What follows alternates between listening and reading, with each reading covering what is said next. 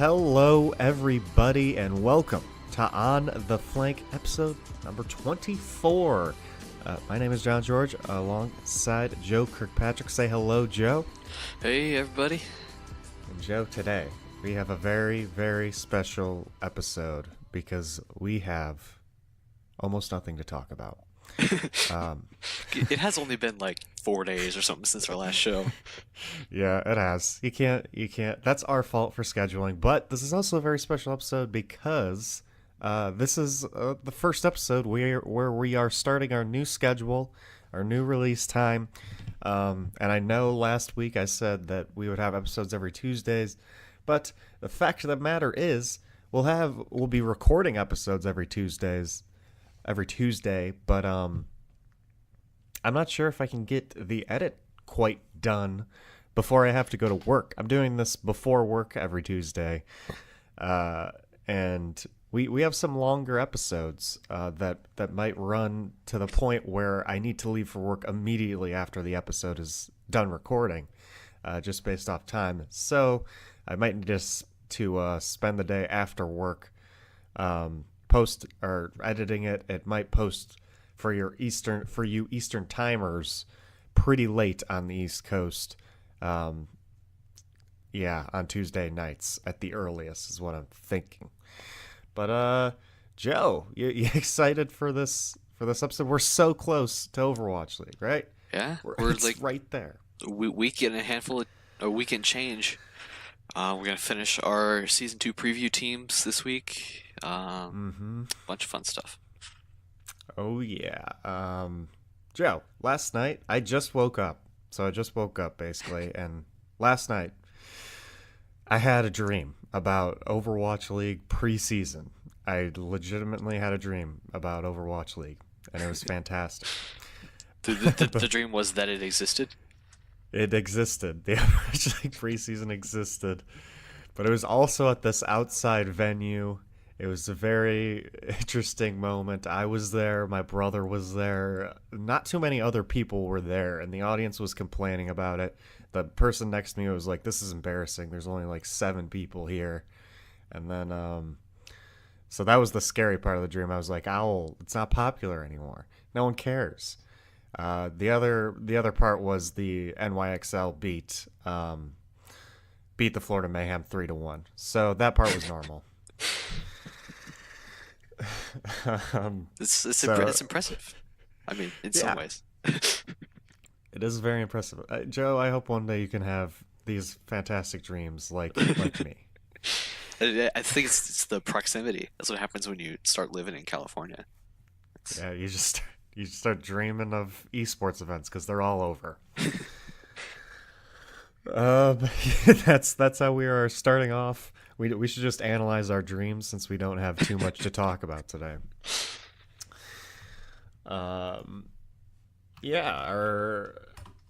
First to start off, it's a pretty big pickup for NYXL, actually. I know we were joking about how we have nothing, but we actually have something very big.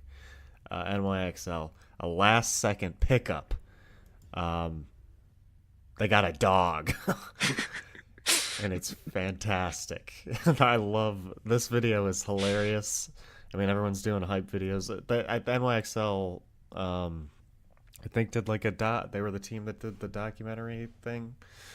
But now they've got a nice little funny video of their new dog, and it has a bunch of quotes in it from. I'm not sure if these are real quotes or fake quotes from the Owl Talent, but it's fantastic. Joe, what do you think of this type of content? You want more dogs in the league? Everybody should get a dog, right?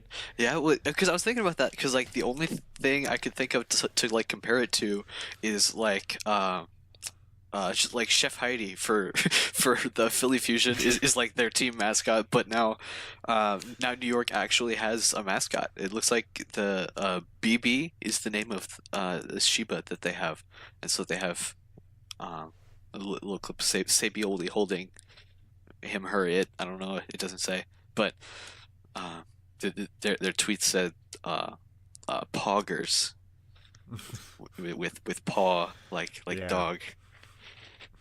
Very clever. Very clever. Someone in the Twitter replies said, "Can I redeem owl tokens to give the dog head pats?" And NYXL said, they added Twitch and said, "Should be part of All Access Pass." I think it. We need a new hero with a dog. Yeah. Hero 30 needs to have Yeah. a dog. Oh, absolutely. We've got a hamster, we've got a monkey, but dog. We need a dog. And a big Omnic Butler. Yes, yes, we do. It should be hero time soon. I feel like, right? Yeah, I'm trying to think because I think Brig came out in like March or April of last year. Yeah, March. That's coming up. March is coming up. I still just want Overwatch to release more heroes, a year, but we know they're not going to do that. They like polish. Blizzard likes polish. It's true. Oh boy. I mean, this is such huge news. New York, they're already the best team in the league, and then they add this. They add BB. I mean, the best dog in the league. You gotta be kidding me with this. Um, if NYXL chokes this year, it's definitely sandbagging. It's gotta be sandbagging. Clearly. Clearly, the dog. I wonder if the dog knows how to sandbag yet, or play Minecraft. I don't know. They'll be teaching him here. The other news is we have another option for fantasy Overwatch. With HighNoon.gg, they released their fantasy Overwatch. I believe this is. I mean, there are probably maybe some other options, but Winston's Lab and now HighNoon GG, these are the main two options if you want to play fantasy esports, specifically fantasy Overwatch League. They got no other esports on there, but it's an interesting premise. If you listened to our podcast before and you know of the episode where we talked about fantasy Overwatch, you'll know that I really want some fantasy Overwatch, and this is very interesting. Almost the exact opposite of what I proposed. If you remember, I proposed sort of stats for each hero played, and that way, because I had an issue with Winston's Lab, because basically support players like got negative points on Winston's Lab because they had no stats for healing, they had no stats for. It was just ridiculous. It was a bad thing to have a Mercy player on your team. Like, if you had a Mercy player on your team was in the negatives. But it seems like HighNoon took a look at that and they brought healing in. But this is very simple. There's only three stats. You get 0.5 points per elimination. You get 1 point per 1,000 damage, and then 1 point for 1,000 healing. So they have healing in there, they have damage in there, and they have eliminations in there, which is, I mean, that's like the big three. It's nowhere close to my proposal of individual points for each hero, but that's fine. I can't ask for that to happen right away. I'm glad they got something off this year to compete with Winston's Lab in general. So, Joe, I noticed you already decided to make a Butler League. You getting into fantasy now? You getting into fantasy Overwatch? Huh? I mean, it seems like now's a good time to start, right? We've got, some ridiculously large number of players. I don't know how many players actually are in the league, but there's a lot of them from 20 teams, and yeah, it's gonna be good to try to do that. I know we're doing a inter-podcast one too, in addition to whatever you can, start on your own. Oh yeah, and that is happening soon. And I was going to, on this podcast, go in depth because I went on my Excel sheet. I immediately looked at these stats from last year to see who would be the best player in HighNoon.gg, and that's unfortunately gonna have to be saved for next podcast because I can't reveal any of this. It takes actual math and work to get this stuff, and I don't want to just hand it to my opponents in this HighNoon GG league that we're having with the other podcasts. I mean, I know they're gonna listen to this. I know they're gonna try to steal my strats, and I don't want that to happen because we are going to win, right, Joe? On the flank is going to be the winner. Oh yeah, I mean, coming at it from the metaphorical angle that we are, I mean, who can beat us? Exactly, and that's our whole strategy. We're not telling our strats. We're not telling all the math we're doing. We're coming on the flank. You're right, Joe. We're going on the flank. But I guess to get in more depth on HighNoon GG, there's a standard draft and there is unlimited. I am mostly doing standard drafts. So there's up to 10 participants. I don't know like what the minimum is though. It doesn't say the minimum amount of players you need. As long as it's an even number for standard draft, Okay. because they don't want to Even have number. buys. Okay. Yeah, makes sense. Buys are annoying. I don't think anyone. I mean, in normal fantasy sports, you can have an odd amount of numbers and do buys, but I don't think anybody does that or aims to do that ever. During there will be a live draft. You get to draft 12 players, and 7 of those players will start each week. 2 damage dealers, 2 tanks, and 2 supports, alongside 1 captain. And by captain, they mean just a player of any position, basically. Just bonus. Yeah, just it's a flex. They call it a flex in fantasy. A flex is any position you just put them in. And so basically, it's probably going to be a DPS or a tank player, but Yes, because again, you do I get the don't credit wanna- for eliminations. But I don't want to reveal anything, but I have a feeling of who I'm gonna draft here. So, God, I really wish I could talk about this stuff, but I'll talk about it maybe next week. there you go. Because I did a bunch of stats. I figured out like there's some very interesting results if you put in last year's results as to who would have the most points in the league. So, And this next is week will be a just big show. this episode is just such a tease. I'm so sorry, guys. Besides that,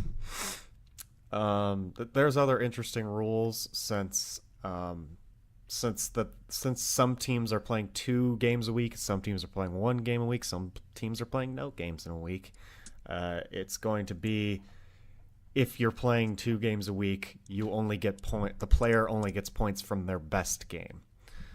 Which I thought was a good way to combat it, because it is unfair. Then you're just going to want to pick up the players that are playing 2 games a week and not play the players who play 1 game a week. The 1 game a weekers are just automatically benched if they don't do this. So What happens? I was curious looking through this. What happens if somebody that you put on your roster doesn't get any playtime that week? Like the team is playing, but they just they aren't played. you get 0 points. Oh. I believe. So yeah, you want to. That's the other thing is, I will reveal because I think this is obvious. The players who play the most time are going to be the most valuable because, while there are differences and for example, last year Striker did tons of damage and got tons of eliminations compared to someone else. To another DPS player. One of the biggest things is also time because everybody is going to do damage, right? No DPS player is gonna get 0 damage. So it's mostly just about who plays the most time, and that's the other thing that kind of upsets me is because it also could just be who the best player is could be whatever team is going to 5 maps the most often, right? Because then they get more time played. That's true. And stuff like that. Which is why I think Blizzard in the first place was so keen on making stats per 10 minutes and not total because total is very indicative of just who has played the most overall, which is, yeah, which is not really indicative of who the best player is. You're not necessarily the best. In fact, you might be like in the middle of the pack because you're often going to 5 game maps if you've played the most. So that's probably my one issue I can talk about with this scoring system is, I mean, but there is no way for me to go in and say, like before the draft, and say I think Godsby's going to be playing the most time out of any DPS this season because I think Hangzhou will have the most 5 gamers and all this stuff. Like I can't predict that, right? So I mean, it's a problem, but at the same time, it's not because it's fantasy and that's luck and that's luck based. Everything's in fantasy. Half of fantasy is luck based. So,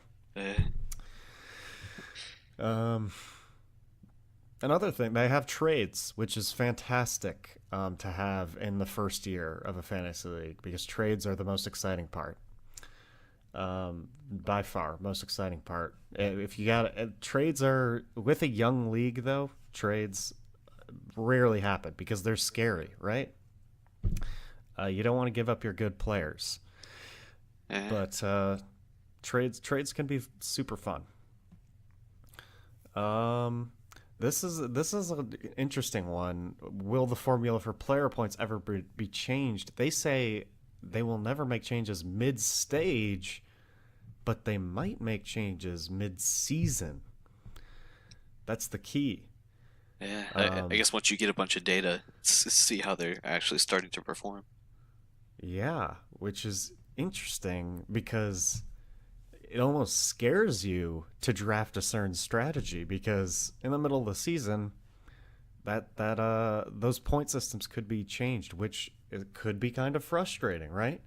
Like, what if I drafted a team for this specific strategy and then they were like, oh, no, points is completely changing? I would be a little frustrated, right? Because you can't predict that. You can't predict how they're going to change it, right? What else? Anything else on here? It just talks about the draft, which is, a normal fantasy draft. I'm guessing when your turn comes, add player, cycle the next person, snake pattern. So it's a snake draft, which means if you pick first in the first round, you pick last in the next round, and then back to first in the third round. That way it evens out so that you don't have the first pick every round, which is just an advantage for you straight up. So,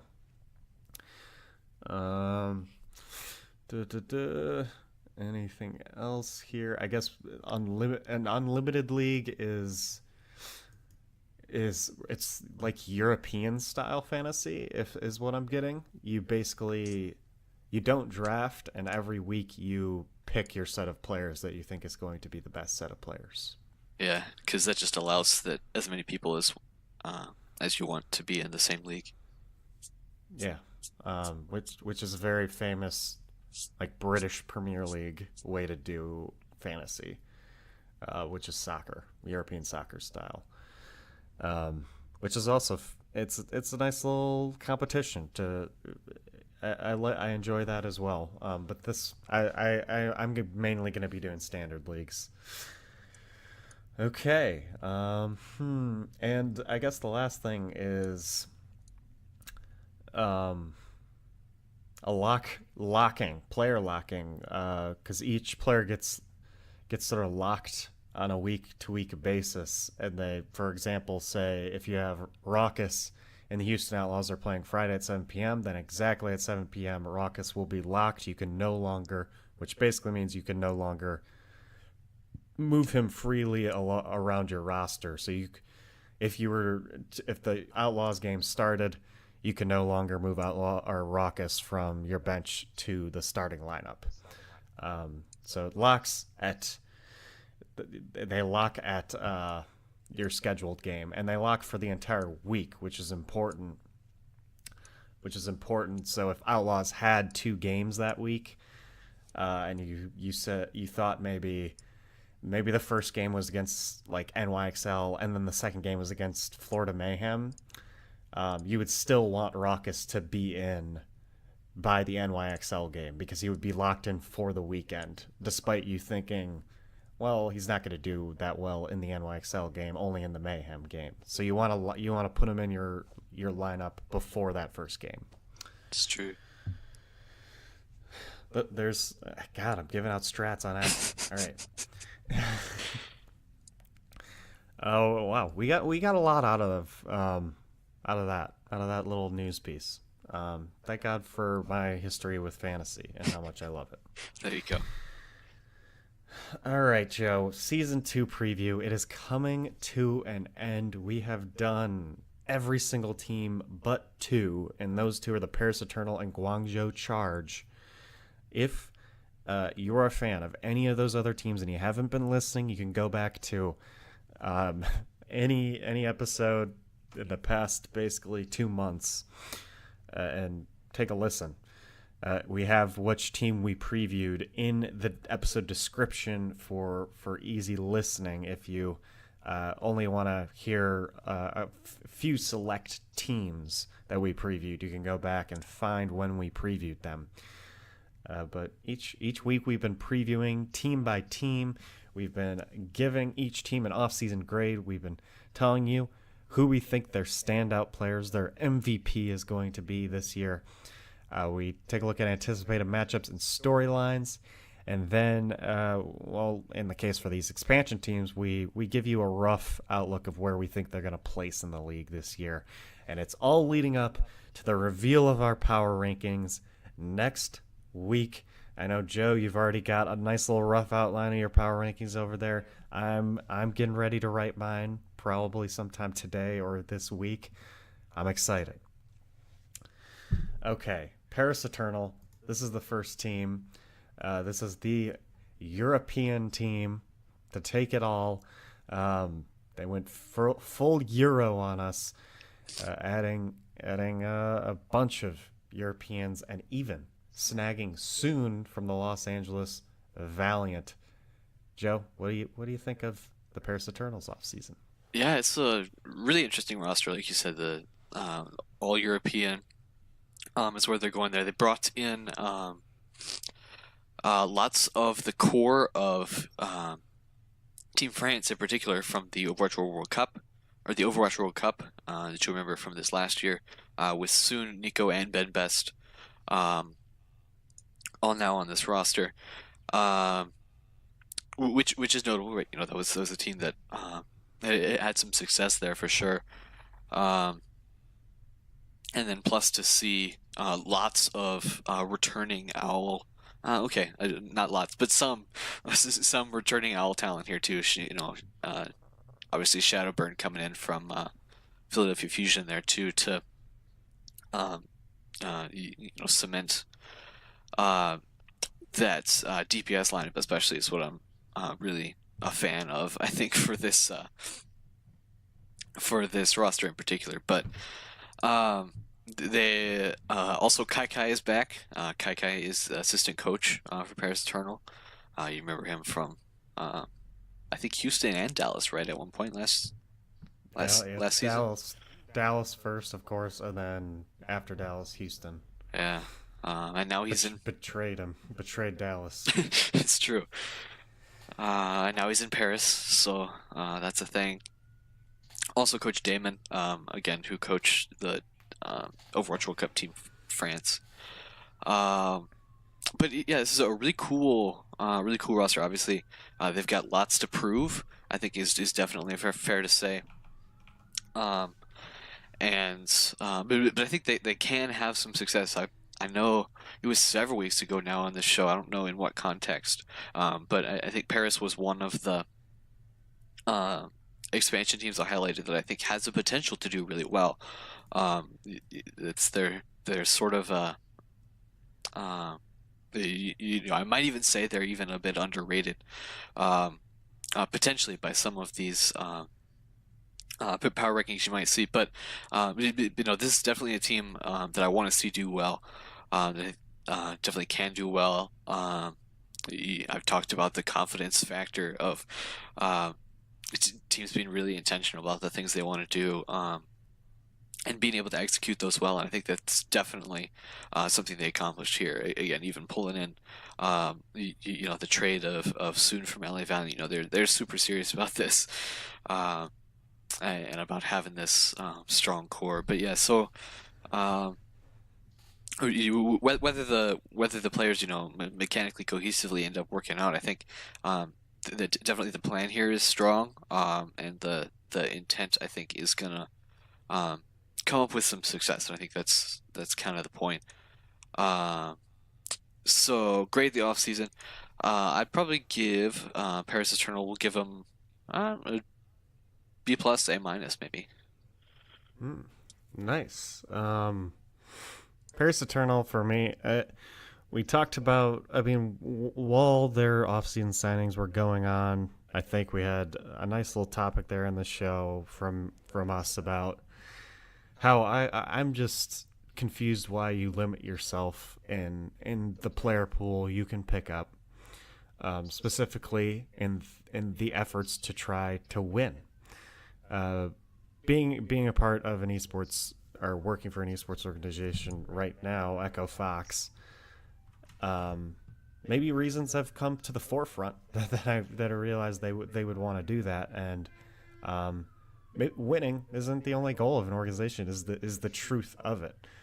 You also want to get tons of fans so you can make revenue via merch, all this other stuff that comes with a lot of fans, and this choice got them a lot of European fans, which confused me because despite London being the first season champion, they were the best team last year.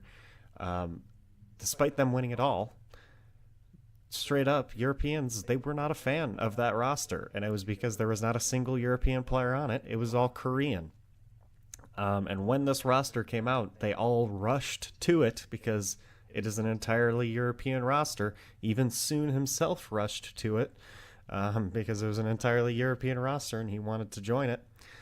And yeah, I'm just interested in seeing that. I mean, of course, that matchup, which kind of spoils a segment for later, but I'm excited to see how Paris does this season based off the strategy because, in all honesty, they did limit themselves this off season, which was a choice made to get more fans, not necessarily to win. And our off season grade is unfortunately not grading them on their ability to win. That being said, they did get a pretty good roster. In that World Cup, I liked the Paris team a lot. Ben Best, and I've always been a fan of Nico. He was too young to play last year, I believe, and he's finally old enough. He was on Rogue, and I think he was one of the strong points of Rogue towards the end when Rogue was kind of getting a little worse and a little burnt out. I still think Nico was standing out to me, so I like Nico a lot. And then you got the return of Shadowburn, who unfortunately got overshadowed by EQO, and I still think is a fantastic DPS player, despite him not starting the end of last season.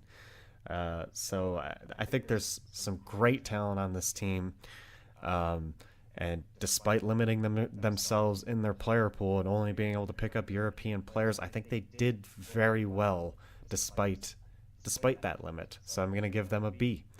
Um, uh, yeah, B.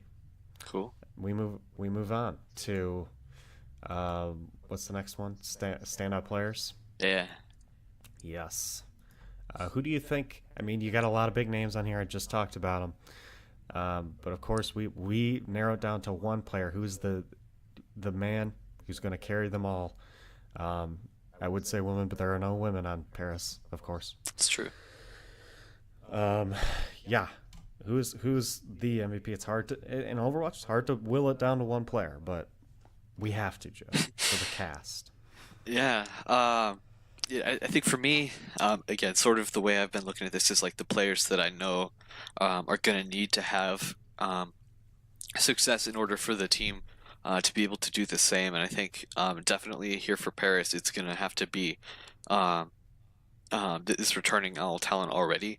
But both Asuna and Shadowburn making team transitions, which we haven't really discussed a lot, but I imagine that probably is fairly significant, especially for those two in particular, who spent the whole season with LA Valiant and Philadelphia Fusion, and now coming in here with a completely new organization, trying to trying to stabilize and trying to give the benefit of experience. But I think that is what they're going to have to do coming into this is to stabilize and to share their experience and to be confidence boosters. I think for this roster is going to be important.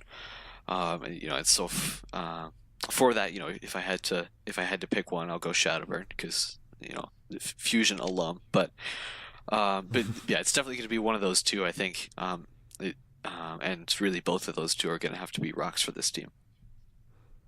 Yeah, the Owl Season 1ers are going to be absolutely huge, especially on these expansion teams. Most of the expansion teams tried to get at least one, it seemed. And I think they'll be pretty big because playing on the big stage, playing in the league now is it's a different feeling, and it's a grind. It's a long grind. All these players are used to contenders where seasons are a lot shorter. You get a lot more breaks, or they're used to Apex and all this stuff, which are just random tournaments that are happening at random times. But this is a long season, so hopefully these people help them get used to it. So I agree with you there. I'm looking at someone like I'll take a look. I'll take a look at the new players since you took a look at the old players. Like I mentioned, Nico, very impressive. I'm not sure if he's going to be starting soon or Shadowburn. They seem like better talent, but I'm sure Nico will get in at some point. Besides that, I really liked Ben Best's performance in the World Cup, and I think he will end up doing. It'll be a pretty great main tank for the Paris Eternal during the regular season. So I'm going to go with Ben Best actually to turn some heads and surprise some people and be the stand-up player for the Paris Eternal. Anticipated matchups. I think there's one I alluded to a little bit earlier that's pretty obvious.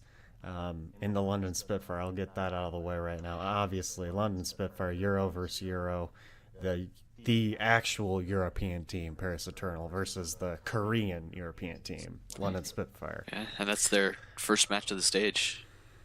Yep. Is that one?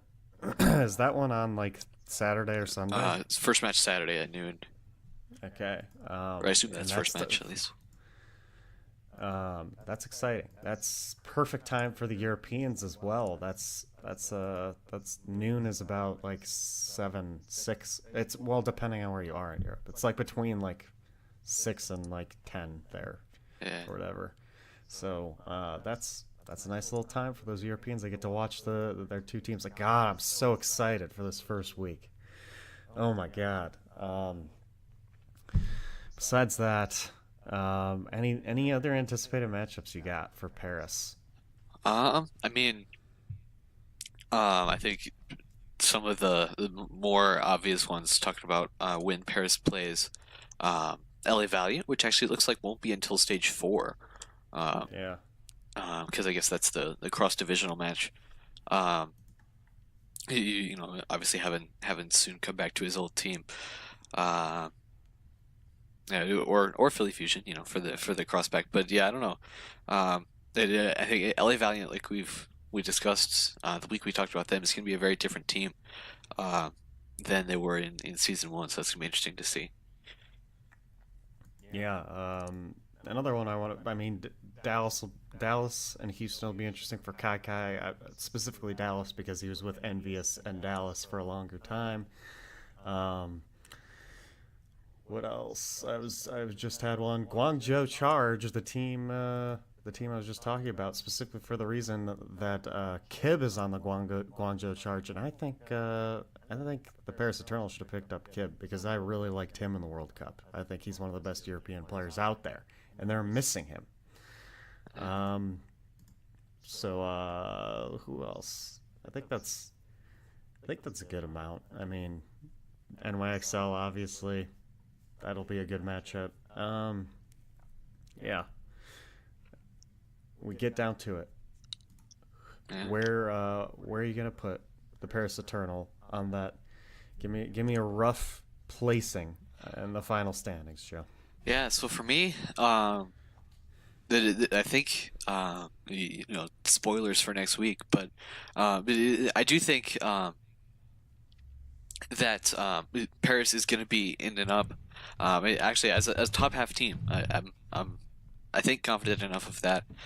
They're definitely one of the better expansion teams coming in for season two. I don't necessarily think I would call them the best, but um, yeah, they definitely have the potential. I think sitting at like 8 to 10, I think is pretty reasonable. So, just depending on the way things go, might end up, sneaking into a play in, um, for some kind of playoffs. But I think beyond that, we'll just have to see.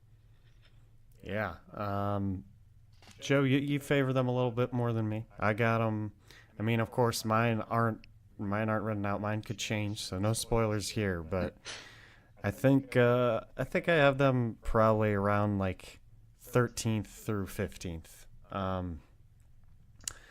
I think I'm not as impressed with their roster, and I think they did limit themselves. But I do think they have potential to do it. But I'll do like 12th to 14th actually, because I think they have the potential to make that wild card thing at the end. An automatic playoff spot, as in getting top six, would be tough for this team. But I think their ceiling is making that wild card tournament. So we'll see if they end up able to do it. And now, Joe, we get to our final team to preview, and this is 20 of 20, Joe. We have it's taken months of hard work for us to get here, but we're here. It's The true. Guangzhou Charge. They should be honored, as we saved the best for last, right, Joe? You're gonna give this team an A plus. You're gonna say that they are going to get first place this season because they are the best. Something like Um, that. Guangzhou Charge. So Guangzhou Charge is a very interesting team because they sort of went a little bit of mixed roster in there with lots of Koreans on there, but you got two Chinese players, and then you have a British player, Kib, and then you have an American player in Nero. So they went European, they went North American, and they went Asian on all of it. So a very interesting mixed roster that I think people are decently impressed with. You've got, I mean, the highlights are Eileen, who has been in the Overwatch scene as a Chinese player for a while, and I think a lot of people who follow Chinese Overwatch are very impressed with his play.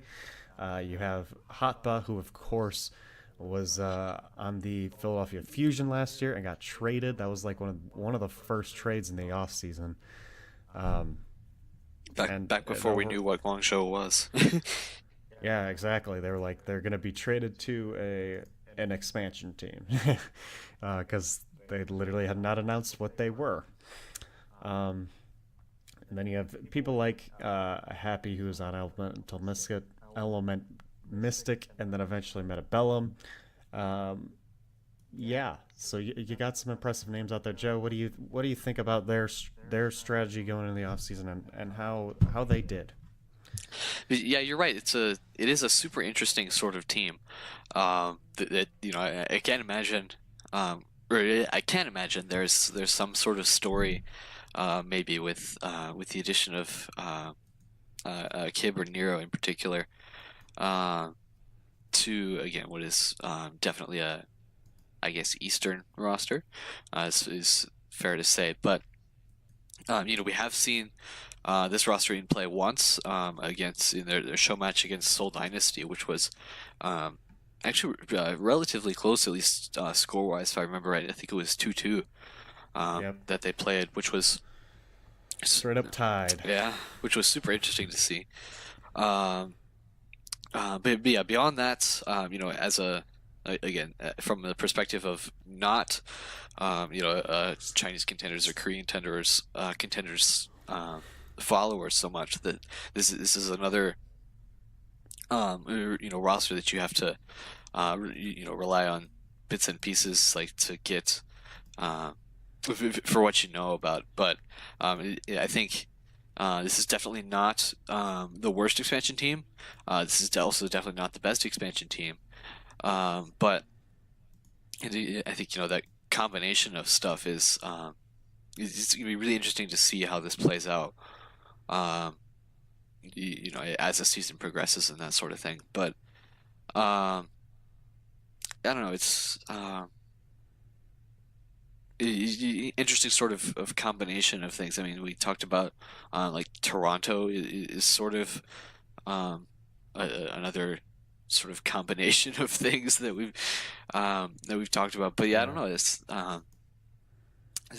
something about this I like a little bit more. Maybe it is just the star power that we're looking at. Um, but yeah, so try to give an off-season grade. I don't know. That um, it's a team that exists. I'm not entirely sure how I want to feel about it yet, but I'm sure they'll give us plenty of chances to think about that. So off-season grade, we'll give them maybe a B minus or something, or um, yeah, sure, B Yeah. minus. B minus. Okay. Yeah, Guangzhou. I'm with you. They're like in the middle of the expansion teams for me. They're not the most impressive, but they're not the worst. Based off the talent I can see here, I really like. I mean, they mostly have Metabellum players on their team, but I think it was I was watching um that podcast with Thorin and Monte Cristo. I don't know why the name always evades me. But Monty, I think, was talking about um, picking up players, sort of that not necessarily not picking up like roster cohesions, but picking up players from bad teams that have individual skill, sort of. Um, and I don't think, I mean, Eileen and Only Wish they were on like the best Chinese contenders team, but I think you can kind of you can kind of say that in the off season the Chinese contenders teams were on a completely like lower level than any Korean team, Korean contenders team, just because it was a Korean contenders team. So in comparison, I believe most people believe the team that Eileen and Only Wish to be on were not as good as Metabellum or not as good as Element Mystic or any of these other teams. So I think picking players out of these European contenders teams, these North American contenders teams, these Chinese contenders teams, or any contenders, Australian contenders teams, is a strategy that maybe Boston Uprising deploys a lot. Um, and it seems like Guangzhou kind of apply with Kib and with Nero and with Eileen and Only Wish, and I believe with Shu as well. I think Shu is on Toronto Esports. Yep. Um, these players not necessarily on the best teams. Um, yeah, Nero was also on Toronto Esports. Not on the best teams necessarily, but they had enough individual talent to be picked up. So those are some of my most impressive pickups in the offseason. Personally, I'm going to give them a B alongside Paris Eternal. I think they're about the same talent as Paris Eternal. Uh, yeah, standout players. I know you've seen Kib in World Cup. You've seen Hoppa before, of course. He was on the Philadelphia Fusion, your favorite team, Joe. But who do you think stands out this season? Yeah, I think for me again, these players that are going to have to find success. Um, for me, I'm going to pick two again because I enjoy cheating. And it's going to have to be the combination of Kib and Nero. I think.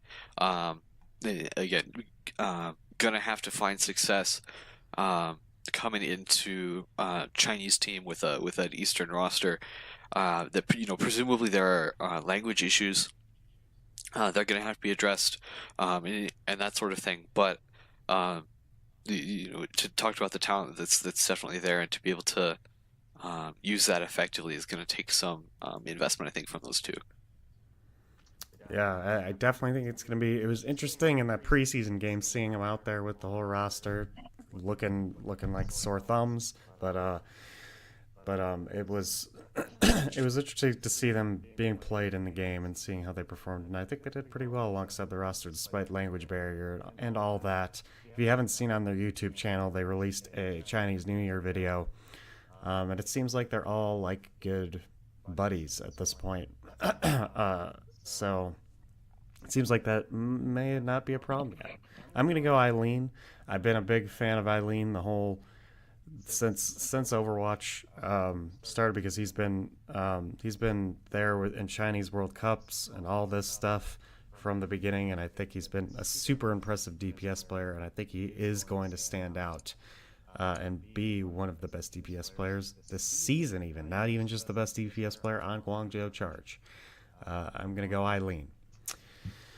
All right. Anticipated matchups for the Guangzhou Charge. It's a little harder for the inaugural season teams, Joe. But do you have any rivalries in mind for this team already, despite not being on the stage yet? Yeah, I think probably the biggest matches for this team is going to be um, coming in against their fellow Chinese teams, right? Whether Mm-hmm.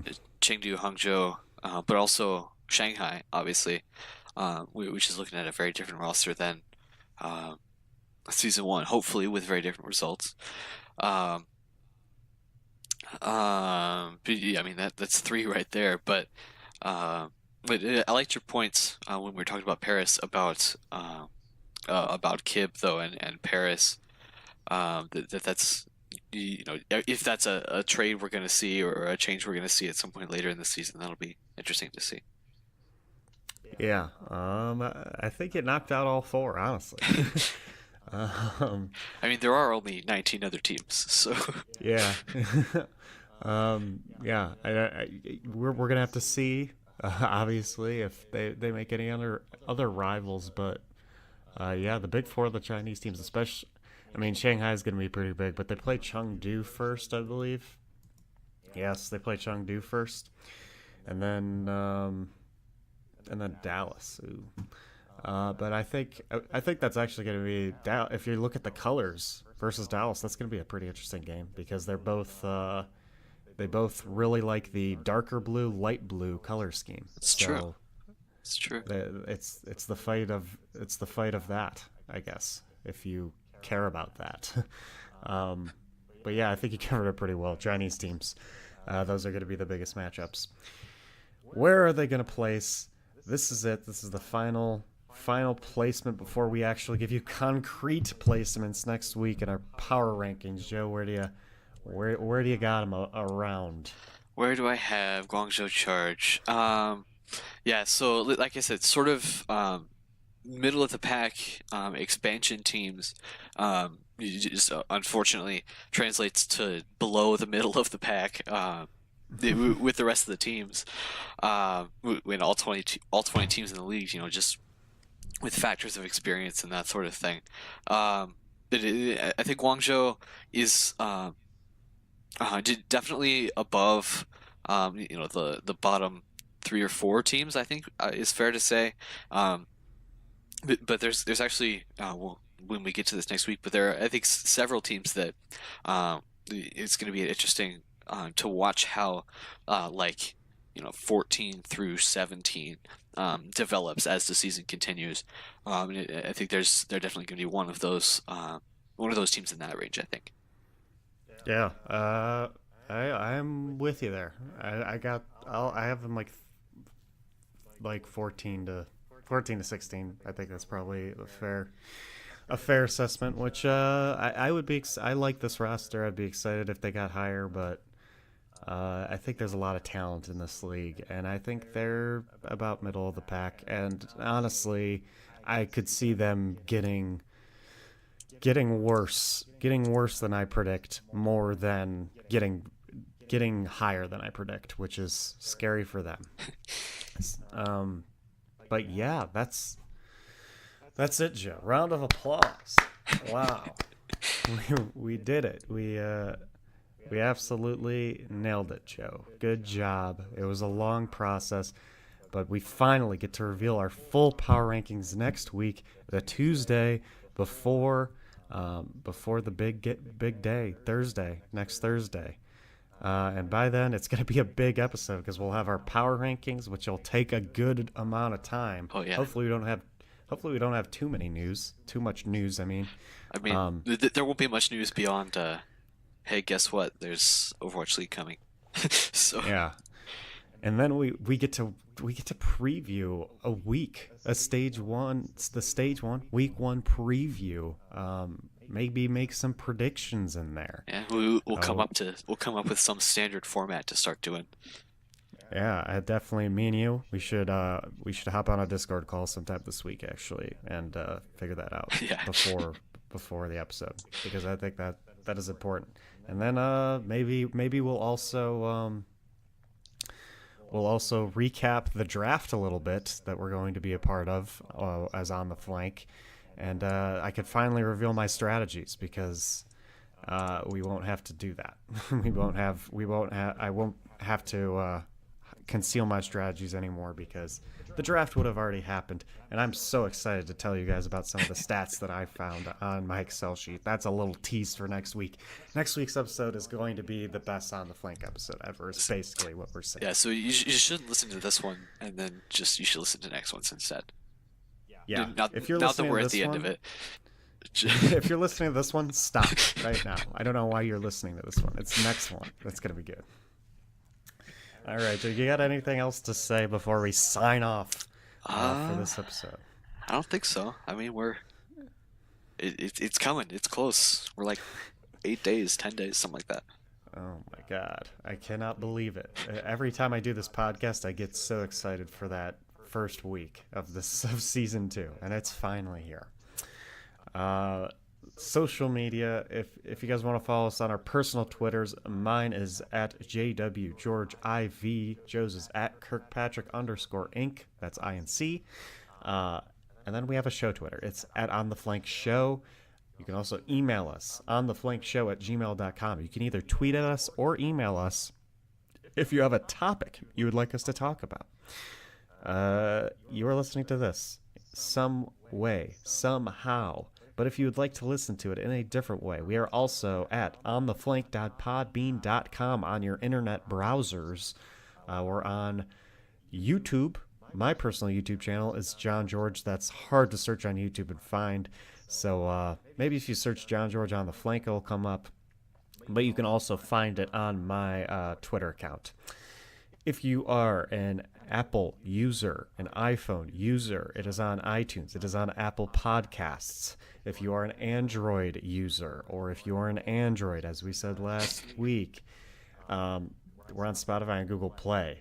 Of course, I think there's some sort of Android robot discrimination going on if you watched the Super Bowl. Almost an unprecedented amount of advertisements were making fun of robots for not being able to do things, which is weird.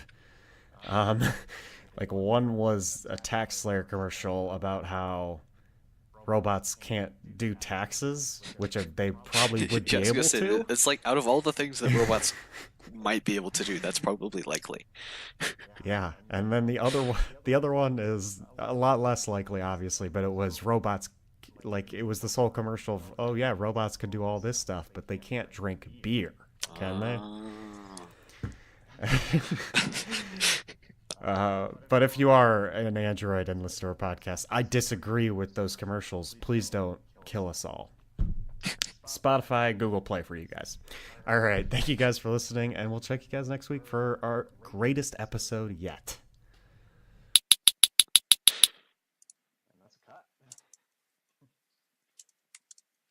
Yeah, just a weird amount of like. It seems like I don't know. If you take a look at all these commercials, it would seem like we're at a time in our history where we're super worried about robots taking over or something, Huh. which feels random because I don't think we're too worried about that right now. Yeah, I don't know. I preemptively titled our next show already. Just just because we've been hyping it up so much. I mean, that's just basically what it's gonna have to be. We better make it the best episode ever, because if not, we're losing all our listeners, Joe. So yeah. They're leaving. So That was a fun episode. yeah, yeah, it worked out well. I guess I can stop recording.